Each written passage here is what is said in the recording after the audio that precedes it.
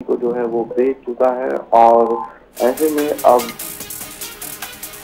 Delhi police ने ये बड़ी कार्रवाई की है। ये बड़ी और अहम जानकारी आपको बता दें, पुलिस धमाके वाली जगह पर पहुंची है। ये बड़ी और अहम अपडेट, एफएसएल टीम एनआईए और एनएसजी जांच में जुट गई है। दिल्ली पुलिस ने बड़ा एक्शन लिया है। ये बड़ी और अहम जानकारी आपको बता दें, इस वक्त की ये बड़ी खबर, 3 जगहों पर छापामार कार्रवाई की जा रही है। वहीं एक बार फिर पुलिस धमाके वाली जगह पर पहुंची है। एफएसएल टीम एनआईए और एनएसजी जांच में जुट गई।